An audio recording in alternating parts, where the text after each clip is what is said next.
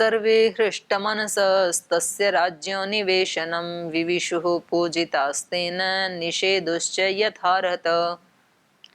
और ते सर्वे हृष्ट मनः, वो सब लोग भी कैसे हो गए? हृष्ट मन वाले, प्रसन्न चित्त वाले होकर के। तस्य राज्य निवेशनम, फिर सब प्रसन्न चित्त होकर के राजा के दरबार में विविशुः प्रवेश किया।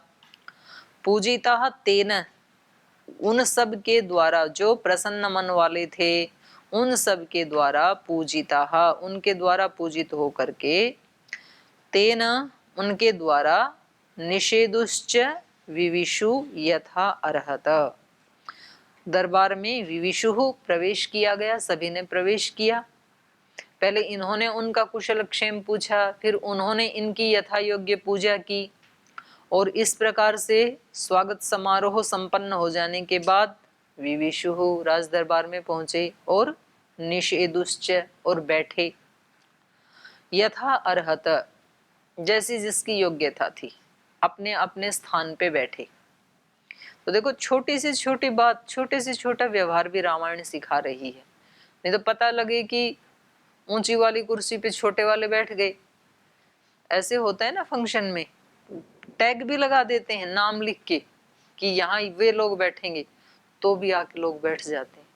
फिर उनको उठाना पड़ता है, उनके सामने हाथ जोड़ना पड़ता है, जी आप थोड़ी पिछली पंक्ति में आ जाओ। बहुत गुस्सा करते हैं फिर हमारे यहाँ पतंजलि में, बोले हम पहले आके बैठे ही, वो कौन से हमारे से ज्यादा वीआईपी हैं। अब कैसे कह सकते हैं किसी को कि आप वीआईपी नहीं और वो वीआईपी है, कैसे कह सकते हैं? तो ये एक मतलब ऐसे स्थान पे सभा में बैठना, और भी नीति ग्रंथों में भी आया है, जहां से कोई उठाए नहीं, पीछे आके बैठे और वहां से आगे बुलाना पड़े मंच पे, तो वो तो अच्छी बात है। लेकिन मंच पे आके सीधे बैठे फिर उतारना पड़े, तो वो तो अपमान की बात है। तो कल से आप ये मत करना कि सारे पीछे आके बैठो, बोल जी आप बुलाओगे तो हम आगे आएंगे। तो क्लास का नियम तो ये है कि पहले आके आगे वाले स्थान को भरें, बाद में हाँ एक पंक्ति सन्यासियों के लिए छोड़नी चाहिए जरूर, उसका ध्यान रखना है। तो ये कैसे बैठे हैं? यथा अर्हत, जैसा अपनी योग्यता है उस स्थान पे बैठना चाहिए व्यक्ति को। सभा आदि में ऐसे स्थान पे नहीं बैठना चाहिए कि जबरदस्ती, जी खाली पड़ी थी इसलिए मैं बैठ गया करके, ऐसे भी बोलते हैं लोग। तो खाली तो राष्ट्रपति की भी कुर्सी एक पड़ी है, तो वहां जाके बैठोगे क्या? राष्ट्रपति भवन में खाली पड़ी है तो पड़ी रहने दो, हमारी योग्यता नहीं है ना उसमें बैठने की, तो हम क्यों बैठे? तो फिर उनको उठाना पड़ता है, या तो फिर अपने सन्यासियों को, ब्रह्मचारियों को बिठाना पड़ता है पहले आगे वाली पंक्ति में कि तुम रोक के रखो सीट, जब वीआईपी आएंगे तो आपको उठा के देंगे, आप पीछे चले जाना, उसको बिठा लेंगे। ऐसे सब करना पड़ता है। क्यों? क्योंकि वैसी शिक्षा ना मिलने के कारण लोगों को पता ही नहीं है इन छोटे छोटे व्यवहारों का, उनको वैसी शिक्षा नहीं मिली है। तो इनको तो मिली है, इसलिए सारे यथा अर्हतः निषेधो, जैसी जिसकी योग्यता थी वो उसी स्थान पे बैठे। अथ हृष्टमना राजा विश्वामित्रं महामुनिम् उवाच परमोदारो हृष्टस्तम् अभिपूजयन्। अथ इसके बाद, हृष्टमना राजा, प्रसन्न मन वाले राजा दशरथ, विश्वामित्रं महामुनिम् उवाच, महामुनि विश्वामित्र से उन्होंने कहा। कैसे हैं ये? परम उदार हृष्ट तम अभिपूजयन, परम उदार और प्रसन्न मन वाले, तम अभिपूजयन उस विश्वामित्र को पूजा करते हुए, उनका आदर सत्कार करते हुए राजा दशरथ ने विश्वामित्र जी से कहा। क्या कहा? यथामृतस्य संप्राप्तिर्यथा वर्षम् अनोदके, यथा सदृशदारेषु पुत्रजन्मा प्रजस्य वैः। यथा अमृतस्य संप्राप्ति, यथा वर्षम अनुदके, जैसे किसी व्यक्ति को, माने मरण धर्मा व्यक्ति को, यथा अमृतस्य संप्राप्ति, अमृत की प्राप्ति हो जाए तो कैसा लगेगा? हम मरण धर्मा हैं और मौत से डरते रहते हैं, और कोई हमें पिला दे कि लो ये थोड़ा सा अमृत है, इसको पी लो, फिर कभी नहीं मरोगे। तो वो पीने के बाद कैसा लगेगा? एकदम निर्भयता आती है ना व्यक्ति। तो इसीलिए यज्ञ में, यज्ञ की समाप्ति पे क्या किया जाता है? सोमपान। सोमपान करने के बाद देव क्या हो जाते हैं? अमर। तो ये यज्ञ क्या है? हमारा जीवन, हमारे कर्तव्य कर्म, उसको अच्छी प्रकार से करना, यही यज्ञ है। तो उससे क्या होता है? उससे फिर हमारी एनर्जी नष्ट नहीं होती है, वो सोम बचा रहता है। और उस सोम को हम पान करते हैं, माने अपने अंदर ही उसको समाहित कर लेते हैं, उसको बिखेरते नहीं है अपनी शक्तियों को। तो फिर ये व्यक्ति क्या हो जाता है? निर्भय। यही सोमपान है। तो कह रहे हैं कि आपके आने से कैसे लग रहा है? यथा अमृतस्य संप्राप्ति, जैसे किसी को अमृत की प्राप्ति हो गई हो। तो ऐसे बोलते भी हैं, क्योंकि अमृत ऐसी वस्तु है जो मरण से रहित कर देती है। तो सारा का सारा भय तो मृत्यु का ही है। यस्य छाया अमृतम यस्य मृत्यु, जिसकी छाया में, जिसकी शरणागति में रहना ही अमृत है। अमृत क्या है? भगवान की शरणागति में रहना। अमृत क्या है? ईश्वर प्रणिधान की स्थिति में रहना, यही अमृत है। यस्य छाया अमृतम यस्य मृत्यु, जिसकी शरणागति से दूर होते ही मृत्यु है, बैठी है तैयार, पंजा फैला के मौत। जैसे ही आप उस शरणागति से बाहर आए, वो आपको दबोच लेगी। इसलिए वेद में ना दो दो देवों का युगल है, मित्रा वरुणा। आप सुबह सुबह भी जब मंत्र बोलते हैं तो प्रातर अग्निम प्रातर इंद्रम हवामहे प्रातर मित्र वरुणा। मित्र और वरुण को बुलाते हैं, ये साथ ही रहते हैं दोनों।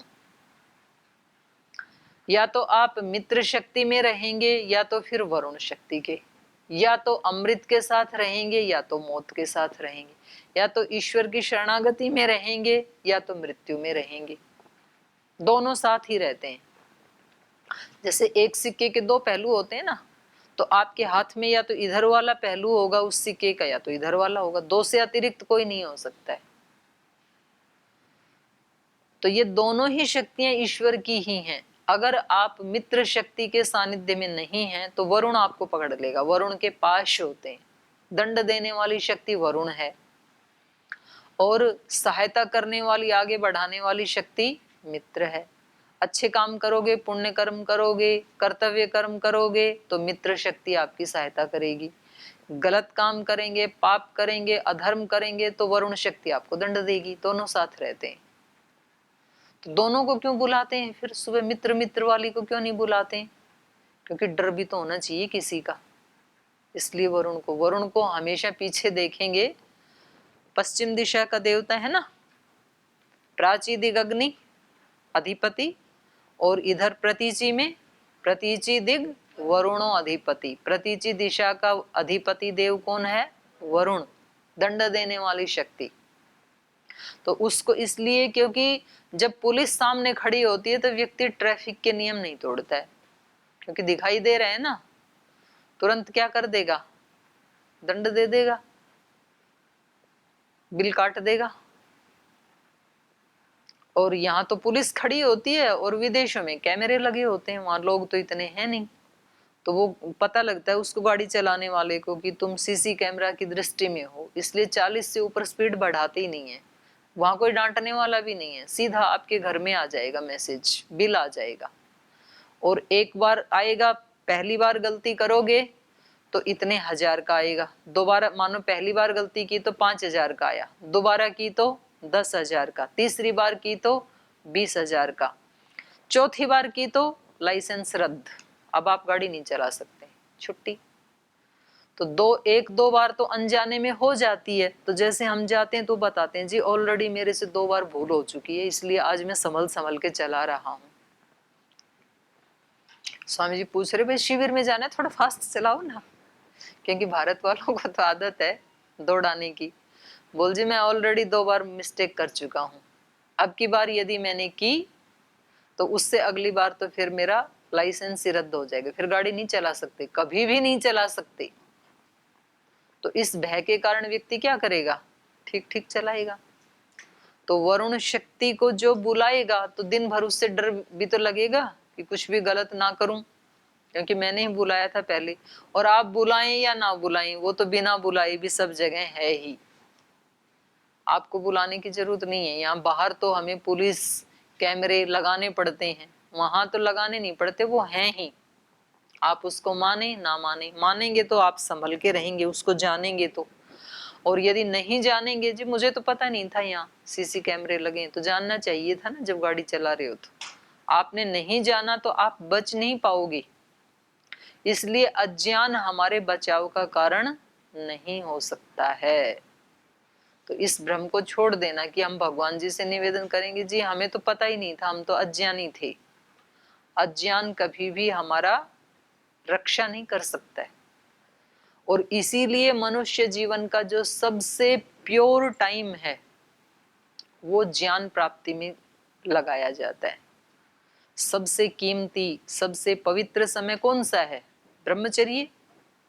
ब्रह्मचर्य अवस्था में दो ही तो काम करने, शरीर की शक्तियों की वृद्धि करनी है और बुद्धि की, मानसिक शक्तियों की वृद्धि करनी है।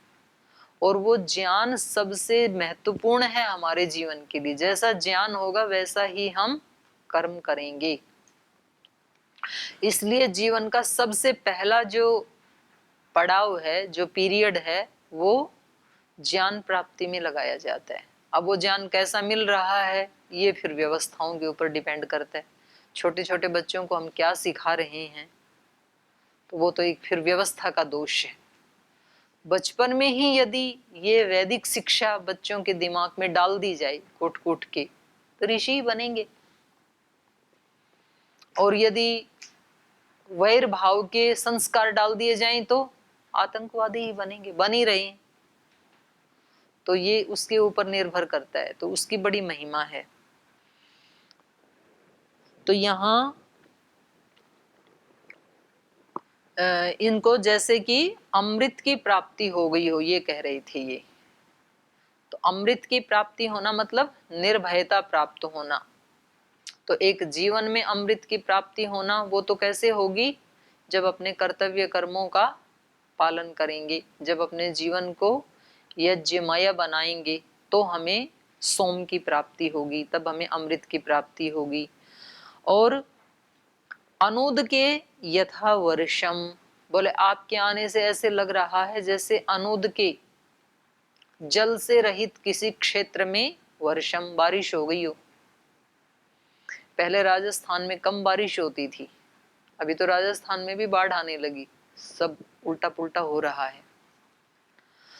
तो जैसे ऐसे किसी क्षेत्र में जहां वर्षा की कमी रहती थी और वहां जी भर के बारिश आ जाए तो कैसा लगेगा उन लोगों को, बहुत अच्छा लगता है।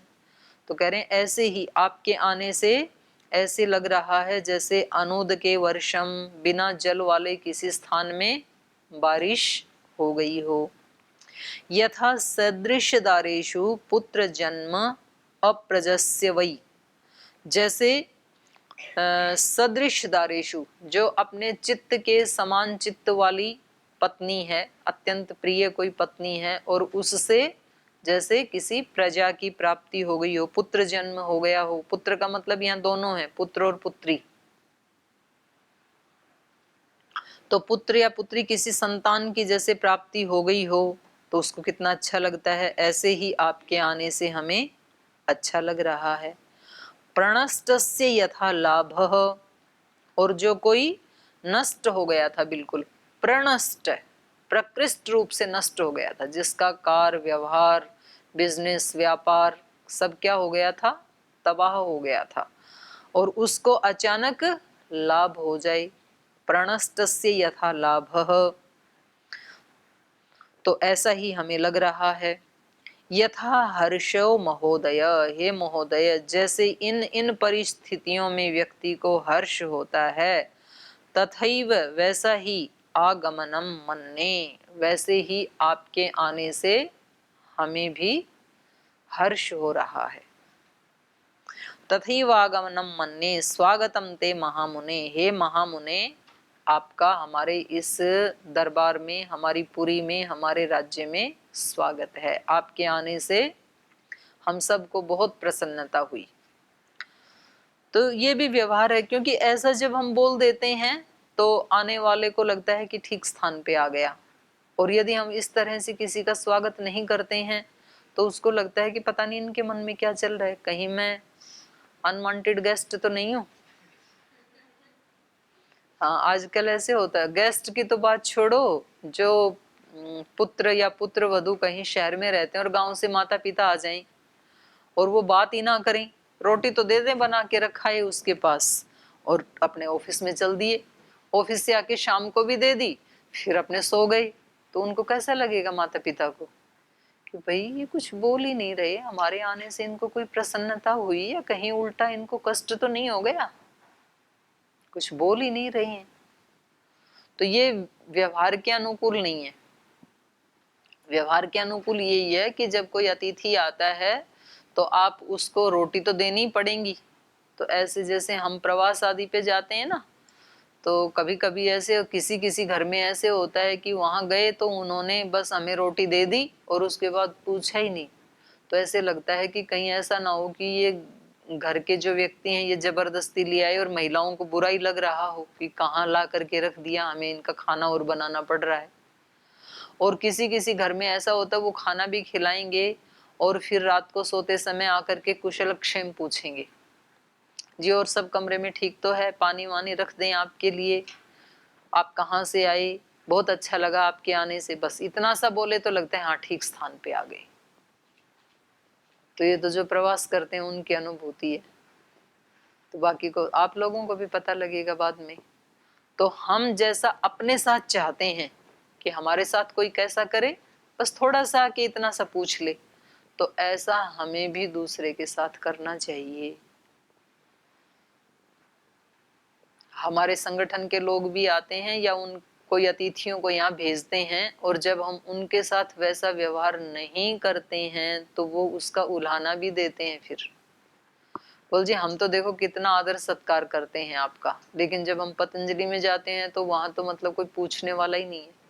तो ऐसा नहीं होना चाहिए। हमें भी अपने यहाँ कोई आए तो उसको ऐसे ही आदर सत्कार करना चाहिए। वे आपके आने से बहुत अच्छा लगा। जैसे अपने दान दाता हैं तो वो बेचारे डोनेशन देते हैं और संगठन के लोग वहां वाले भी उनको बुलाते नहीं है, और जब यहाँ से जाएं तो वो लोग भी याद करते नहीं है। और यदि कोई उनको बुला ले, उनको याद करे तो उनको अच्छा लगता है। तो प्रणष्टस्य यथा लाभो यथा हर्षो महोदयः तथैव आगमनम मन्ये स्वागतम ते महामुने। हे महामुनि, आपका स्वागत है। कम च ते परमं कामं करोमि किम उ हर्षितः। हर्षितः मैं प्रसन्न मन वाला राजा दशरथ। किम उ कम च किस तरह से और कौन सा, ते परमम कामम करोमि आपका कौन सा ऐसा किसी विशेष काम से आप आए हैं, किसी कामना से आए हैं, प्रयोजन से आए हैं जिसे हर्षित मन वाला मैं पूरा कर सकता हूं, मैं आपकी क्या सेवा कर सकता हूं। आगे पात्रभूतोऽसि मे ब्रह्मन् दिष्टा प्राप्तोऽसि मानद अद्य मे सफलं जन्म जीवितं च सुजीवितम्। पात्रभूतो असि मे ब्रह्मन्, हे ब्रह्मन् में पात्रभूतो असि माने सब प्रकार की सेवा लेने योग्य आप पात्रभूतो असि, पात्र हैं आप। किसी राजा को आदेश देने की आप में पात्रता है, क्योंकि आप इतने ऊंचे ऋषि हैं, योगी हैं, तपस्वी हैं, तो मुझ जैसे राजा से सेवा लेने की आप में पात्रता है। पात्र भूतो असी में, मेरे लिए आप पात्र हैं। ब्रह्मन, हे ब्रह्मन, हे ब्राह्मण, हे ज्ञानी, आप मेरे लिए पात्र भूतो असी। दिष्ट्या प्राप्तोसी मानद, मानद हे मान देने वाले, सबको सम्मान देने वाले। दिष्ट्या प्राप्तो असी, सौभाग्य से आप मुझे प्राप्त हुए हैं। ये मेरा अदृष्ट था, ये मेरा कोई पुण्य कर्मों का फल उदित हुआ है जो आप प्राप्तोसी, मुझे प्राप्त हुए, मेरे यहाँ आए, तो ये हमारा परम सौभाग्य है। अद्य में सफलम जन्म जीवितम च सुजीवितम, तो आज आपके आने से मैं जन्म अद्य सफलम, आज मेरा जन्म सफल हो गया है। जो आप जैसे अतिथि हमारे घर में आए, क्योंकि जो 5 महायज्ञ हैं उनमें एक अतिथि यज्ञ भी है, और ऐसा कोई सुपात्र अतिथि घर में आ जाए तो उस गृहस्थ व्यक्ति का तो जीवन ही सफल है। क्योंकि ऐसा व्यक्ति जब पुण्य आत्मा आता है तो वो उस गृहस्थ के सारे पाप दोषों को हर लेता है और उसको पुण्य की प्राप्ति करवाता है। कैसे करवाएगा भला? कर्मों का कभी एक्सचेंज होता है कि कोई किसी के पाप लेके चला जाए और अपने पुण्य छोड़ के चला जाए? ऐसे होता है क्या? कभी होता है? नहीं होता है। तो ऐसे क्यों कहा जाता है कि जब कोई ऐसा योग्य संत योगी विद्वान घर में आता है तो वो हमारे सारे पापों को हर लेता है और बहुत सारे पुण्यों को दे देता है? ये क्यों कहा जाता है फिर? क्योंकि वो ऐसी उनको प्रवचन देता है, ऐसी प्रेरणा देता है, ऐसे जीवन की रीति उनको सिखा देता है। जैसे एक रात रहा वहां पे और उसको पता है भाई इस परिवार वाले लोगों ने मेरी इतनी सेवा शुश्रूषा की, तो अब मेरा भी तो कर्तव्य बनता है। तो यदि वो रोगी हैं तो बताएगा कि सुबह इतनी बजे उठा करो, प्राणायाम किया करो, आहार में क्या क्या लेते हो। तो घर जाते हैं तो बताते हैं ना घर के लोग, जी मेरे घुटने में दर्द रहता है, मेरी कमर में दर्द रहता है, मेरी आंख में दर्द रहता है। तो उनसे पूछना पड़ता है आप क्या क्या खाते हो। तो यदि आपको वात रोग हैं तो आपको वायु कारुक वस्तुएं नहीं खानी है, ऐसे बताना होता है उनको। यदि आपको पित्त का प्रकोप है तो आपको तली भुनी गर्म चीजें नहीं खानी है। यदि आपको कफ के रोग हैं, किसी को अस्थमा है, नजला है, तो आपको ठंडे और चिकने पदार्थ ज्यादा नहीं खाने हैं। उसमें भी फिर कौन से पदार्थ दिन में खा सकते हैं, कौन से रात को खा सकते हैं, कौन से रात को नहीं खाने हैं। तो ये जब बताएंगे तो क्या होगा? उनका पापों का नाश होगा, रोगों का नाश होगा और पुण्य की प्राप्ति होगी। और अगर शरीर तो ठीक है, मन में टेंशन रहती है, परिवार में ही कलह कलेश रहता है, लड़ाई झगड़ा रहता है, तो क्या बताएंगे? तो उनको बताएंगे आप अपने मन को थोड़ा मजबूत बनाओ, थोड़ा शांत बनाओ, थोड़ा सहन करने की शक्ति को अर्जित करो। आप ही इनके लिए वो कर दो, ये नहीं कर रहे हैं तो जो इनको अच्छा लगता है। मतलब कोई ना कोई दिशा निर्देश देगा ना। तो इस रूप में जो योग्य अतिथि आते हैं तो वो भगवान का ही रूप होते हैं। इसलिए हमारे यहाँ कहा अतिथि देवो भव, अतिथि को देवता जैसे मानना चाहिए और अतिथि को भी अपने आप को ऐसे ही उनके प्रति ऐसा बनाना चाहिए कि मैं इनके लिए देवता का काम करूं। माने इनके जो भी परेशानियां हैं, कष्ट हैं, और उसमें मैं कितना सहयोग कर सकता हूं वो मुझे करना ही चाहिए, क्योंकि मैंने इनका अन्न खाया है। बोलते हैं ना भाई इसका नमक खाया है तो इसलिए हम इसके ऋणी हो गए। तो ये नहीं होना चाहिए कि भाई हम तो एक रात के लिए आए, हमें क्या लेना देना। तो एक रात तो आए हो, इनका अन्न खाया है तो थोड़ा तो उपकार करके जाओ। तो इस रूप में ये कह रहे हैं कि आप जैसे व्यक्ति के आने से अद्य में जन्म सफलम, आज मेरा जन्म सफल हो गया है। आप जैसे अतिथि का आना, तो हमारी ये वैदिक परंपरा है। अच्छा विद्वान योगी संत महात्मा जब घर में आए तो अपने जीवन को सफल मानना चाहिए। और उसी के लिए ऐसे कहा जाता है कि जब ऐसे अतिथि घर में आते हैं और हम उनकी यथा योग्य अच्छे से सेवा शुश्रूषा करते हैं। देखो वस्तुएं चाहे थोड़ी ही हों और चाहे मतलब सिंपल दाल रोटी भी क्यों ना हो, लेकिन वो भी जब श्रद्धा से खिलाई जाती है, प्रीति से युक्त होकर खिलाई जाती है, भक्ति से खिलाई जाती है, तो वो व्यक्ति अपने हृदय की सब सद्भावनाएं उड़ेल देता है उस व्यक्ति के ऊपर। तो जरूरी नहीं है कि आपको उधार लेकर के, ऋण लेकर के भी ऐसे संसाधन जुटाने हैं कि भैया तो पतंजलि में रहते हैं और हमारे पास तो बिस्तर भी ऐसा नहीं है, हमारे पास तो चद्दर भी ऐसी नहीं है, हमारे पास तो खाना भी ऐसा नहीं है। तो क्या हुआ? जो है उसको श्रद्धा से दें आप, तो उस व्यक्ति को बुरा नहीं लगेगा। और दे तो दिया खूब अच्छा अच्छा, लेकिन मन में सद्भावना नहीं है, भक्ति नहीं है, श्रद्धा नहीं है, तो उस व्यक्ति को लगेगा भाई हम यहाँ आपके ये शान शौकत देखने के लिए थोड़ी आए थे, ये तो हमारे पास ही बहुत है। तो उसकी आवश्यकता नहीं होती है, व्यक्ति को संसाधनों की आवश्यकता नहीं होती है, प्रीति की आवश्यकता होती है, भावना की आवश्यकता होती है। तो हर गृहस्थ व्यक्ति को जब कोई ऐसा व्यक्ति आए तो उसके बारे में ऐसे ही सोचना चाहिए कि आज हमारा जीवन धन्य हो गया, आज हमारा जीवन सफल हो गया। यद्यपि इनके पास तो वशिष्ठ ऋषि जैसे ब्रह्मवेत्ता रहते हैं, तो ऐसा तो है नहीं कि उनके पास कोई बिल्कुल ही अज्ञान था और ज्ञान का टोटा पड़ा हुआ था, ऐसा नहीं है। वो तो स्वयं भी बहुत ज्ञानी है और वंश परंपरा से इतने सद्गुण संस्कार उनको मिले हैं, तो स्वयं भी बहुत महान है। लेकिन तो भी ये गृहस्थ का, ये यजमान का कर्तव्य बनता है कि वो अपने अतिथि को कैसे देखे, भगवान की तरह। इसीलिए कहा जाता है अतिथि देवो भव। आप सब जानते हैं तो भी ये घमंड ना दिखाएं, हम सब जानते हैं, ये जिसने जो पढ़ाई की है वो तो हम पहले ही जानते हैं, ऐसा नहीं सोचना चाहिए। तो इसलिए राजा दशरथ कह रहे हैं अद्य में सफलम जन्म जीवितम च सुजीवितम, और जीवन क्या हो गया, सुजीवन हो गया, मेरा भाग्य उदय हो गया।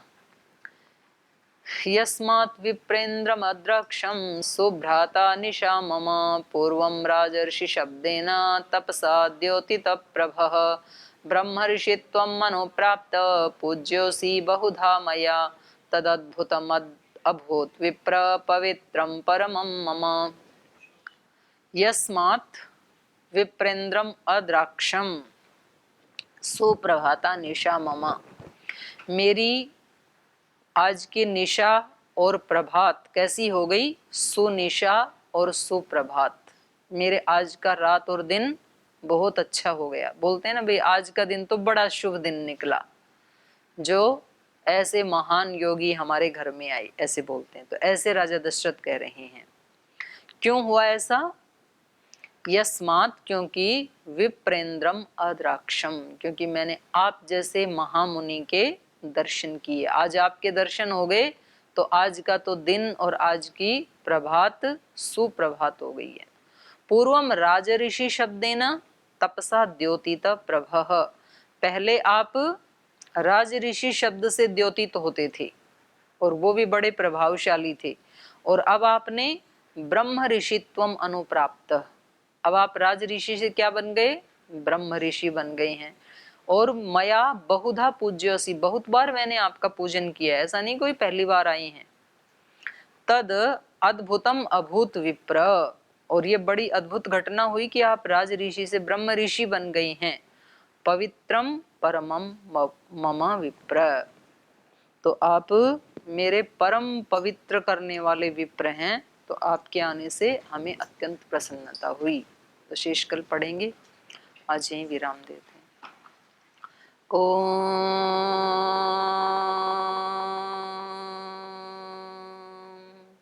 शांति शांति शांति। श्री गुरुभ्यो नमः।